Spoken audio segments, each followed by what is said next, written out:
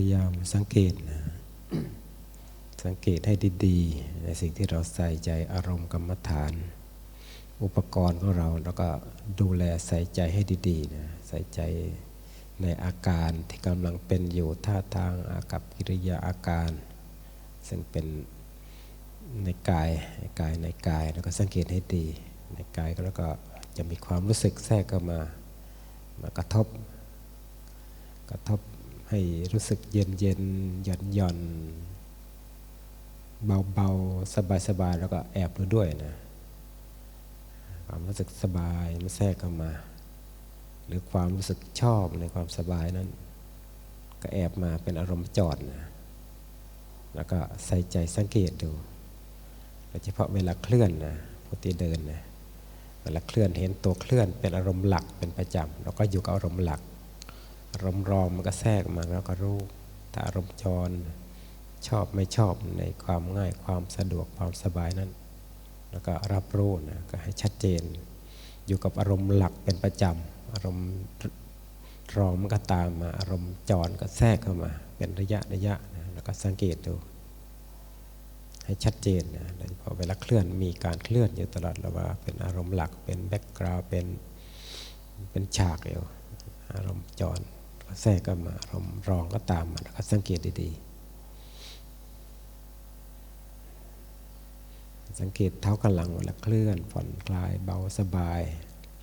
แล้วก็สิ่งที่มากระทบกายนะก็ต้องระบุที่มันกระทบตรงไหนตรงปลายเท้ามันหย่อนมันอะไรมันเย็นที่ไหนต้องระบุที่ให้ได้นะต้องแยกด้วยถ้าเราแยกได้มันเกิดที่ไหนเกิดที่อาการของกายที่ปลายเท้าส้นเท้ามันหย่อนมันเย็นมันอ่อนที่มันกระทบให้เรารู้สึกนะต้องระบุที่ให้ได้เราจะได้เริ่มแยกรูปแยกนามที่กายมันเป็นรูปเกิดที่ปลายเท้าส้นเท้าที่กลางเท้ามันเย็นมันหย่อนมันอ่อนมันกระทบความตึงมันกระทบที่ไหน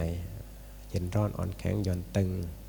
มันกระทบที่ไหนเราต้องระบุให้ได้ว่าเกิดที่ไหนเราใส่ใจที่ใดที่หนึ่งที่นั่นนะแล้วก็ที่นั่นเราก็สังเกตให้ดีมันเกิดที่นี่นะมันหย่อนนะที่นี่มันเย็นที่นี่มันตึงที่นี่เราก็ต้องระบุให้ได้แต่ความรู้สึกตึงความรู้สึกหย่อนมันเกิดที่จิตที่ใจเป็นนามรูปนามแล้วก็จะได้เริ่มเข้าโครงในการที่จะแยกรูปแยกนามในอนาคตได้แล้วก็ระบุให้ได้มันเกิดที่ไหนปลายทางที่ไหนต้นทางที่ไหนใส่ใจก็ใส่ใจอาการหลักคือกายในกายแต่ละก้าวแต่ละเคลื่อนก็ไปที่กายแล้วก็ความรู้สึกก็แทรกเข้ามาในนั้น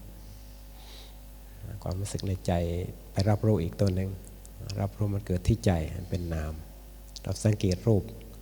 ก็เห็นนามไปรับรองรับสิ่งที่มากระทบกายนั้นตัวรับรู้ตัวจิตตัวนามแล้วก็สังเกตให้ดีๆถ้าเราสังเกตอย่างดีละเอียดเราก็จะรู้ที่เหตุที่ไปที่มาที่เกิดของมันที่เกิดไฟรูปไฟนามแล้วก็สังเกตนะสังเกตให้ดีผู้ที่นั่งก็สังเกตให้ดีๆนะ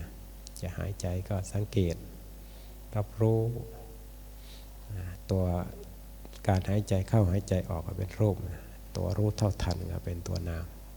ตัวสติสัมปชัญญะแล้วก็สังเกตนะสังเกตให้ดีๆใส่ใจคอยรับรู้คอยเอาใจใส่อย่างดีแล้วก็จะฝึกสติสัมปชัญญะของเราให้คล่องให้เกิดอยู่ตลอดเวลาก็จะพัฒนาชำนาญคล่องแคล่วมากขึ้นนะเป็นการขับเคลื่อนจะได้เปลี่ยนสิ่งที่ของเดิมๆที่เรายังมันให้พัฒนาไปสู่ปลายทางเกิดความบริบูรณ์ด้วยศีลสมาธิปัญญาแล้วก็ฝึกเอานะฝึกเอาบารมีนี่มันต้องอาศัยการกระทำให้เกิดให้มีขึ้นนะตัวขับเคลื่อนกับตัวมรรคตัวทำหน้าที่ตัวฝึกตัวหัดตัวปฏิบัตินะทำให้เกิดให้มีให้เจริญให้มีเพื่อไปกำหนดรู้ธรรมชาติกำหนดรู้สัญชาตญาณกำหนดรู้ทุกขสัจนะทุกขสัจสัญชาตญาณของเดิมความรู้สึกอาการของกายความรู้สึกของเวทนาความรู้สึกของจิตสภาพธรรมต่างๆเอามาเป็นอารมณ์กรรมฐานคือทุกขสัจ สัญชาตญาณความรู้สึกอาการของกายความอะไรต่างๆที่เราใส่ใจทุกชนิดนะเป็นสิ่งที่ควรกำหนดรู้ทั้งหมดเลยสังขารธรรมเครื่องปรุงแต่งมันมีเกิดมีดับแต่เราสังเกตกำหนดรู้โดยมรรคโดยสติสัมปชัญญะด้วยศีลสมาธิปัญญาก็จะไปเห็นว่ามันมีตามเหตุตามปัจจัยมันก็หมดไปตามเหตุตามปัจจัยเราก็จะได้เข้าใจตามความเป็นจริงปัญญาก็จะตามมาปัญญาก็จะพัฒนายิ่งขึ้นไปเป็นแล้วก็จะเข้าใจวางใจก็ไม่ยึดติดไม่ยินดียินร้ายต่อไปแล้วก็ใส่ใจให้ได้ดีนะใส่ใจไปเรื่อยๆ